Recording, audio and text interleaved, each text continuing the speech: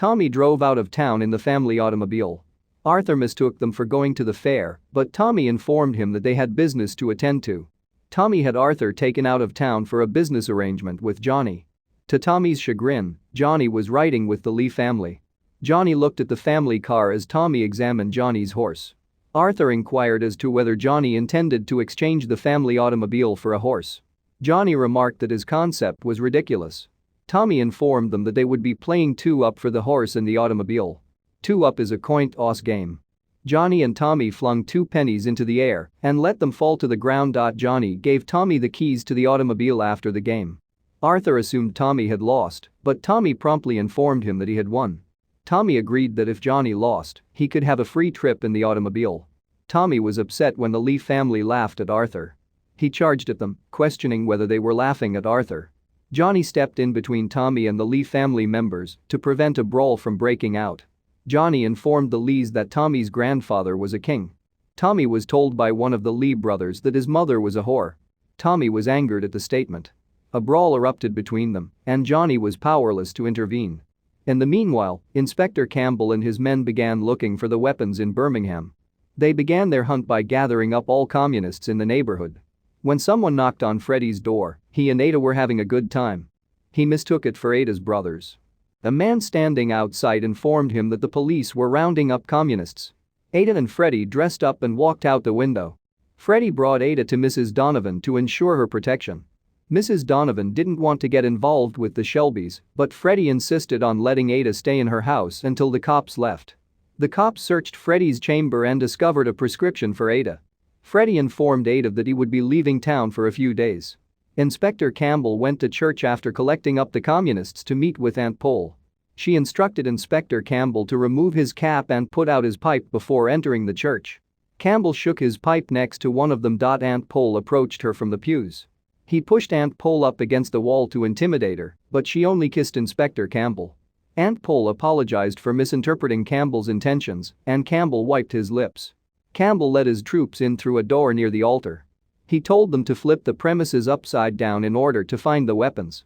Campbell informed Aunt Pole that they were intended to assist him. She said that they couldn't help him unless he told them what he was looking for. Campbell saw his talk with Aunt Pole was coming to an end, so he asked to speak with Tommy.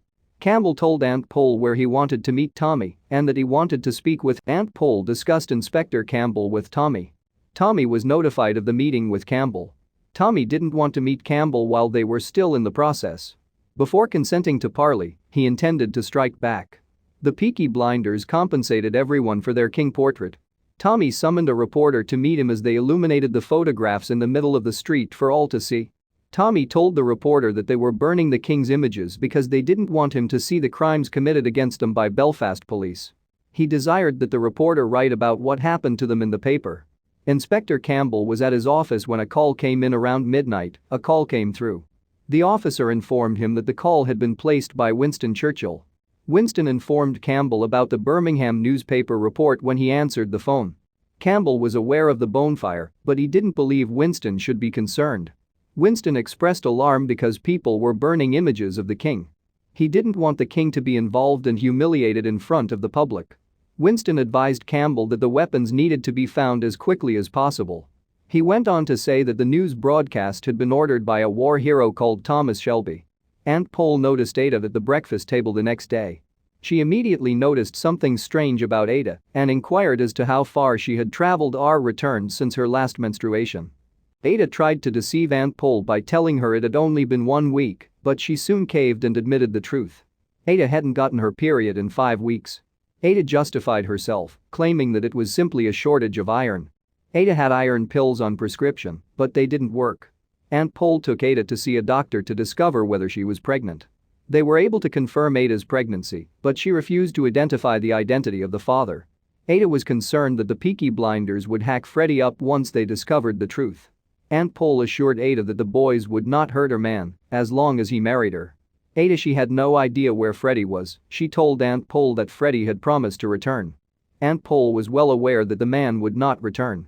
Tommy came to Curly for a saddle for his new horse. Charlie was present and he showed Tommy a bullet bearing his name. The bullet was fired by the Lee family as a declaration of war. The entire Lee clan would shower down hell on them. Tommy was in over his head with the weaponry, and now with the Lee clan, Charlie was concerned. Tommy instructed Charlie not to bring up the guns. Tommy mounted his horse and rode away. The bar frightened the horse, and Grace noticed Tommy attempting to mount it. He must calm his horse. Grace realized she needed to get closer to Tommy, so she created a strategy to talk to him. Grace requested that she be allowed to sing at least once a week. Because Harry was too afraid to ask Tommy, she did it herself.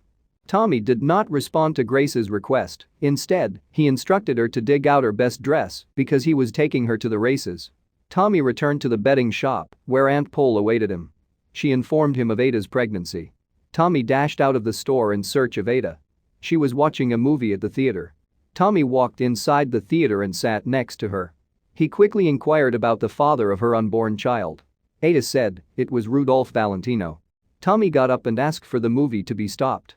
He ordered everyone in the theater to leave. Tommy confronted Ada, who revealed the facts to her. Ada informed Tommy that the caller was Freddie Thorne.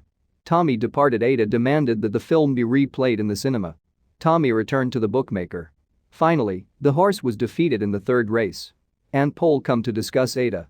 She tracked Tommy down at the betting business and chastised him for manipulating races without consulting Billy Kimmer. They were arguing about Freddie and Ada. Ada intended to send Freddie a letter informing him of their pregnancy. Aunt Pole wanted to give Freddie a second chance, but Tommy disapproved. He didn't want Ada marrying a communist, much less Freddie Thorne. Tommy explained to Aunt Pole that Freddie was only using Ada to rally an army behind him. Tommy threw the letter into the fire despite Aunt Pole's best efforts with an iron poker. Ada was opposed to having an abortion. Aunt Polly assured her that Freddie would not return for her. She told Ada that a man had left her before and he had never returned. Aunt Polly went on to say that there are no terms for men who abandon their wives, but there are always phrases for women who bear children without a spouse. The terms whore and slut will always be heard. They intended to take a train to the abortionist's residence. Meanwhile, Tommy made the decision to meet with Inspector Campbell. Campbell wanted to make certain that they were on the same team. Tommy simply wants his firm to prosper, whilst Campbell wishes for a quiet city. Tommy concurred, thought a tranquil city would allow his firm to grow. After hearing everything, Campbell asked Tommy if he slept with communists like his sister, Ada. Ada's tablet prescription was displayed by Campbell. Tommy said that he had already taken care of Ada. Tommy informed Campbell of all of his demands. Campbell didn't believe him until Tommy told him about the guns. Campbell tried to deny the guns, but Tommy wasn't having any of it. Tommy went over all of the guns and ammunition with Campbell. He informed Campbell that if anything happened to him, the guns would be returned to the Irish communists. Campbell eventually consented to Tommy's demands. Tommy accepted Campbell's word for it and left. Grace and Inspector Campbell met inside the opera. He informed Grace that Tommy was now her #1 priority. Campbell expected Grace to go to any length to get close to Tommy and find the weapons. Campbell formally incorporated Grace in his operation, and Grace agreed. Tommy was still having difficulties sleeping while Campbell was enjoying the opera. Curly dashed to his residence and hammered on the door. Tommy asked Curly to accompany him as he glanced out the window. Tommy stood up and followed Curly. They arrived at his yard, where his new horse was housed. Curly informed him that the Lees had cursed the horse and that he would die the next day. Charlie informed Tommy that it is unwise to have enemies, particularly gypsies. Tommy instructed Curly to leave as he shot and killed the horse. Tommy headed back home, past the bar. He was seeking for Harry, but all he got was Grace's company. When she inquired about Tommy's horse, he informed her that he had murdered the horse. Tommy said to Grace that he killed the horse because it gave him a horrible look. On race day, they talked about their date. Tommy informed Grace that the king would be attending the races. She imagined King George, but Tommy corrected her, saying it was King Billy Kimmer. Grace wanted to increase her payment to £3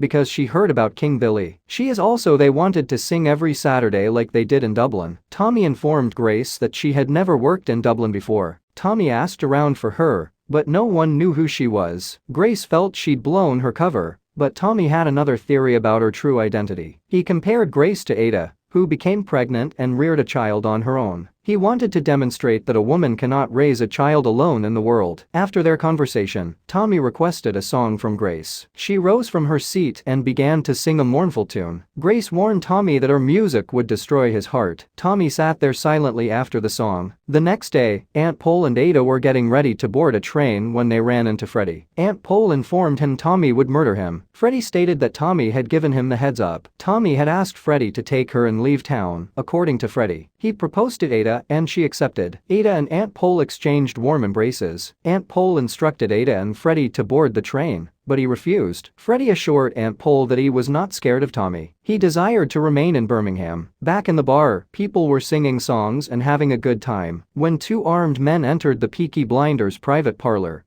They were playing cards. Another man entered the pub and inquired about a man named Shelby. Nobody responded. As a result, he fired his revolver at the ceiling. The Peaky Blinders emerged from the parlor, commanding everyone to leave. Billy Kimmer approached them because they had manipulated a race without his knowledge. Billy Kimmer wanted them dead, but Tommy shot him with the bullet bearing his name. He informed Billy that it was from the Lee family. Tommy desired an alliance with Billy to take on the Lee clan, knowing that Billy was at war with them. Billy's accountant advised him to consider Tommy's idea. Tommy assured Billy that working with him would be an honor. Billy stated that no one works for him, but rather for him. Billy tossed a coin at Tommy's feet and requested that he pick it up. Tommy hesitated, but he knew he had to do it a coin. He took it up while instructing his brothers to stay seated. Billy explained to Tommy that the currency was reimbursement for the roof damage. Billy's accountant informed them of their meeting location. Tommy agreed, and they walked away. Arthur recognized Tommy wanted to fight the Lees in order to acquire Billy's trust. He was still not convinced that they could bring Billy down,